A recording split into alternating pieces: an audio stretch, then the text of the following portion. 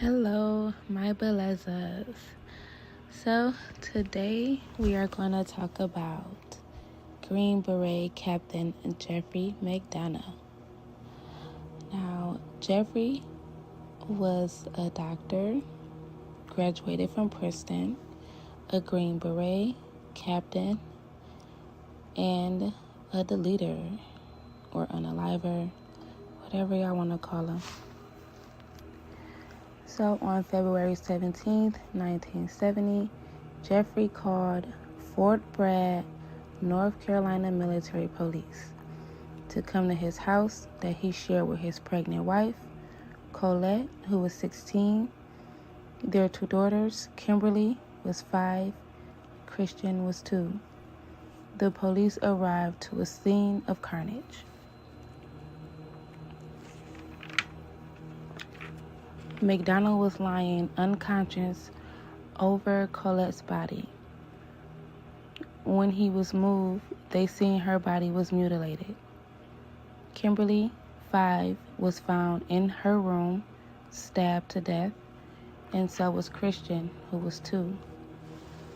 When MacDonald woke up from his state, he told investigators, when he fell asleep on the couch, he woke up in the middle of the night to 4 intruders standing over him.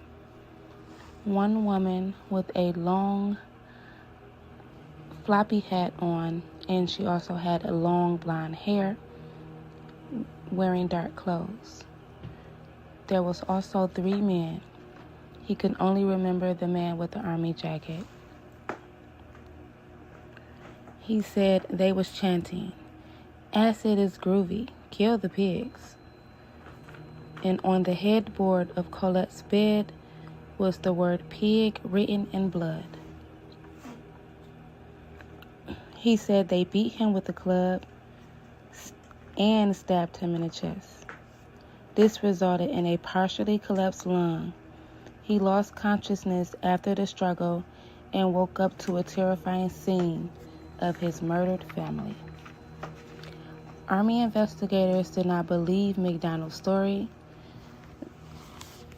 However, they didn't have enough evidence.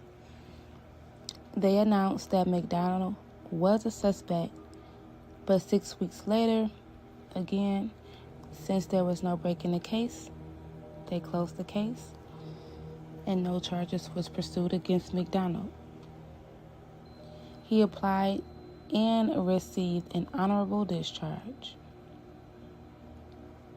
In 1971, the case was reopened by the Army's Criminal Investigation Division.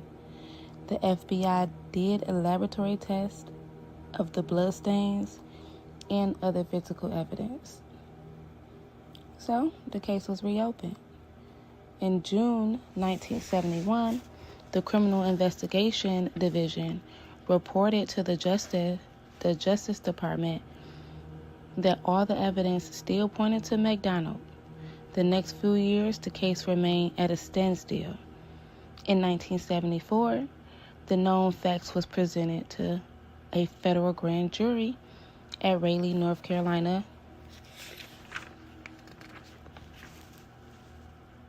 And here, this is when it gets juicy. So January 24th, 1975, MacDonald was indicted on 3 counts of murder. That was January. 8 months later, August 1975, they found him guilty of second-degree murder in the deaths of Colette and Kimberly, and first-degree murder in Christian's death. The jury decided that Christian murder was calculated to cover up the other murders. 5 years later, July 1980, the United States Fourth Circuit Court of Appeals ordered a dismissal of the indictment, acting on the grounds that the long delay between the crime and the trial had denied MacDonald's right to a speedy trial. He was freed on bail and continued his life. Well, 3 years later, March 1983, the United States Supreme Court reversed the appellate court and they ordered him right back to prison. Now, October 1990, he filed an appeal and a motion for a new trial, but it was denied. 1997, a woman named Catherine wrote MacDonald while he was in prison. She wanted to know his story.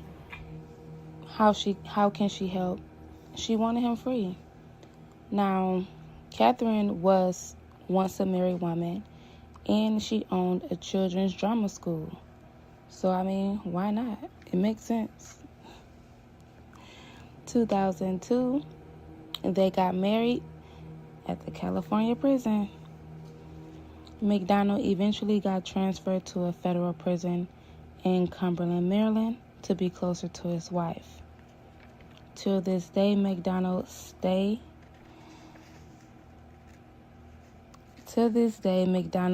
his family was murdered in a Charles Manson-like killing or slaying.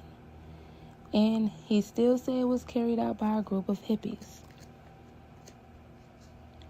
Now, during the trial,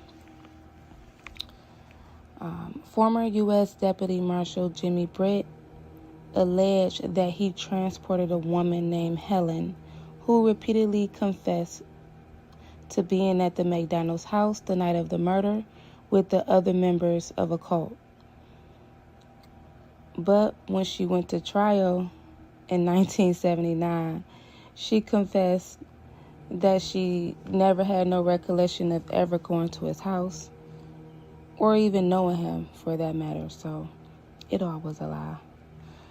As of today, he is 80 years old and he is in Cumberland, Maryland prison. That was crazy. Okay, Belezas, that was a crazy story. And the fact that he was able to get married in prison baffles me. It's just baffling. Now, yeah, I'll see y'all and I'll catch y'all on the next one. Bye.